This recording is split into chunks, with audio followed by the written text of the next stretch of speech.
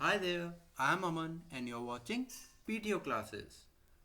So, in the previous video, we have done the part 1 of the lost child from moment. And in this video, we are going to study the part 2 of the lost child. We are going to study the next half of the story in this video. I have divided the story in two parts. We have done the first part already, and I welcome you all to the second part of the chapter, the lost child. So till now we have seen in the story that there was a kid uh, who went into a fair with his parents, and he was there fascinated by different things. He was getting attracted to different things, but he somehow stopped himself from demanding for the things that he was attracted to from his parents.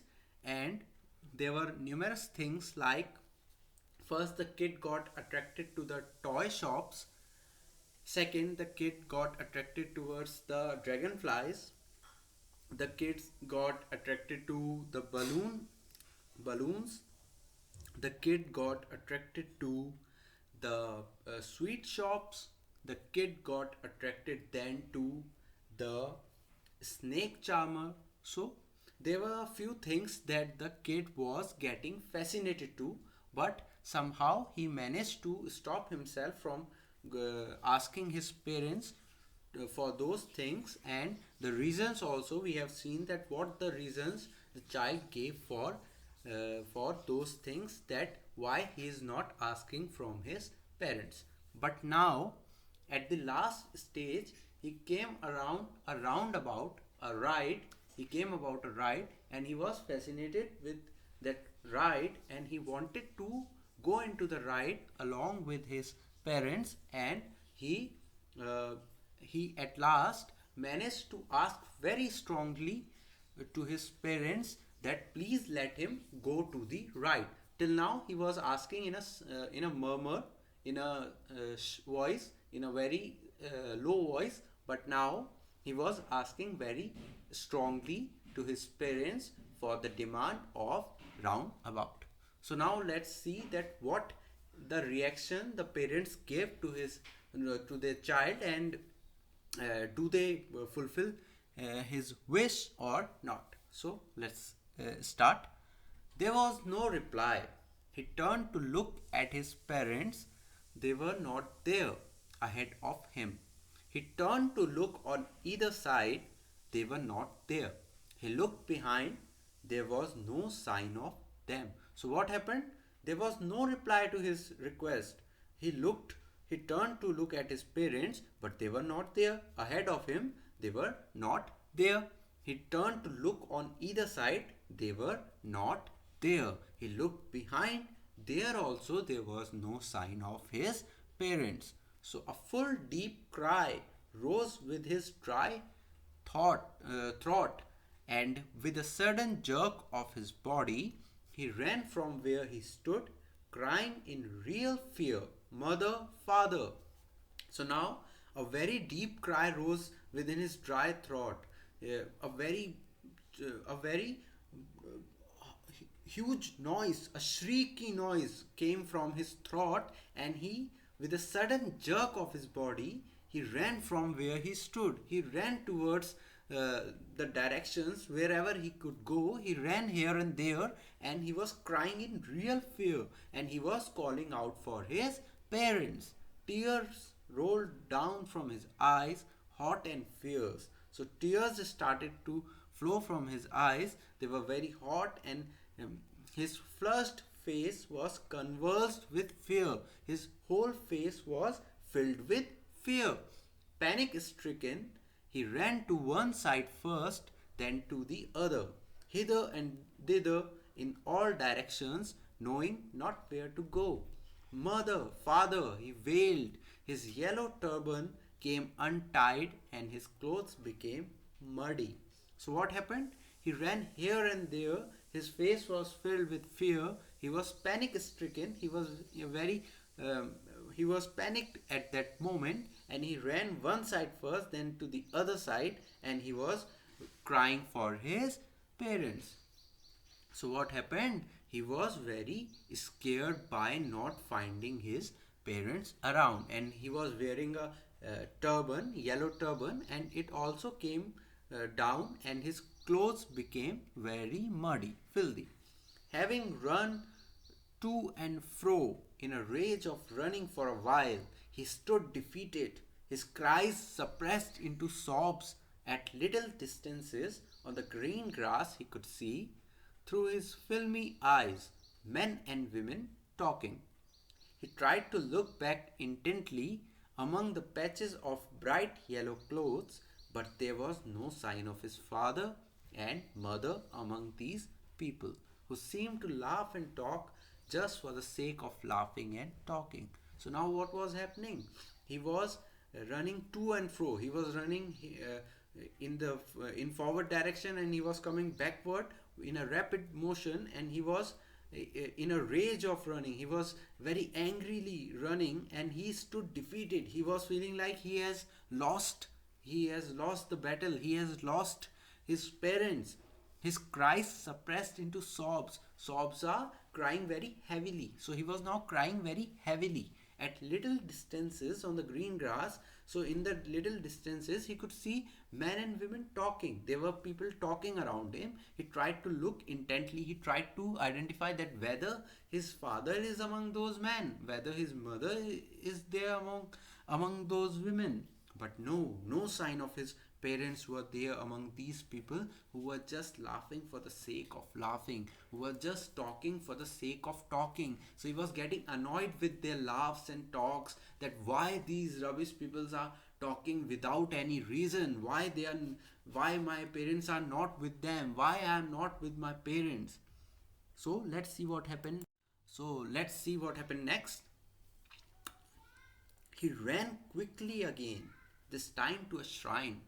Shrine is a temple, is a place of worship. He ran quickly again, this time to a shrine to which people seemed to be crowding. Every little inch of space here was congested with men. So he ran quickly again into a temple, and people seemed to be crowding there. There was a lot of rush there, and every little inch was congested. There was no space for even to put a feet there. But he ran through people's legs, his little sob lingering, mother, father. But he tried to run among those people. Near the entrance to the temple, however, the crowd became very thick. So what happened? Near the entrance of the temple, the crowd became thick. Men jostled each other, heavy men with flashing murderous eyes and hefty shoulders. So all the people were looking very murderous to him, very huge to him, huge in a very eerie manner, in a very scary manner. The poor child struggled to thrust a way between their feet, but knocked to and fro by their brutal movements, he might have been trampled underfoot. He not shrieked at the highest pitch of his voice, "Father, mother!" What happened?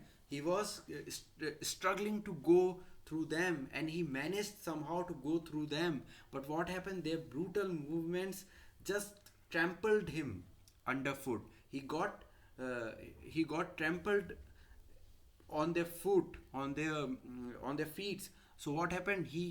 Had he not shrieked, had he not shouted at his highest pitch of voice, "Father and mother," a man who was there, he heard his voice, and in the surging crowd, he heard his cry. One man heard his cry, and stooping with great difficulty, the man also with great difficulty came towards the child, lifted him up in his arms. So the man rescued the child.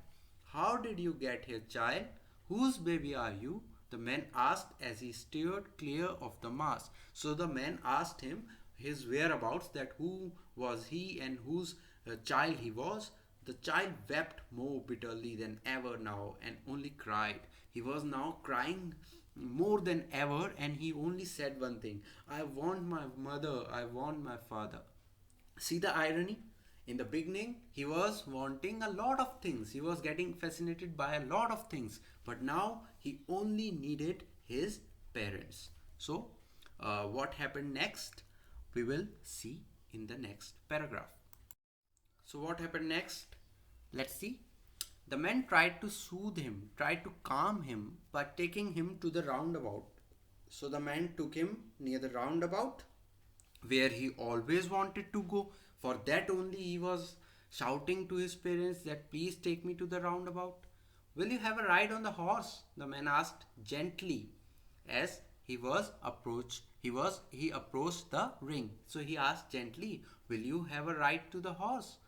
The child's throat tore into 1,000 shrill sobs and he only shouted, I want my mother, I want my father. So now, even after getting the thing that he was desiring for, he was neglecting all the things that he could wish for. The roundabout was the thing he could wish for and he was getting that. But he refused. He only wanted his father, only wanted his mother.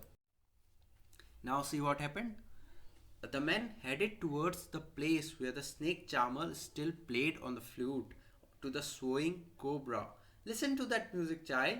He pleaded. So the snake charmer was there. The child was taken there, and the man asked him to listen to the music. But the child shut his ears with his fingers and shouted his double pitched strain. I want my mother. I want my father. See, he was asking for his parents to let him let him go near the snake charmer. But what happened? Now he don't want to listen to that sound. He only want his mother. He only want his father. The man took him near to the balloons. Again, the thing that he needed the most, the balloons, thinking the bright colors of the balloons would distract the child's attention and quieten him. But no. Would you like a rainbow colored balloon? Asked the man.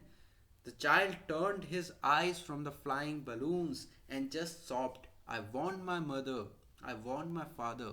So he was not in a mood to look at the balloons that only few moments back he was asking to his parents. He was asking for the balloons to his parents, but now he only wanted his mother. He only wanted his father. The man is still trying to make the child happy. The man was still trying his best to make the child happy. Bore him to the gate where the flower seller sat. He also wanted that garland of Gulmohar.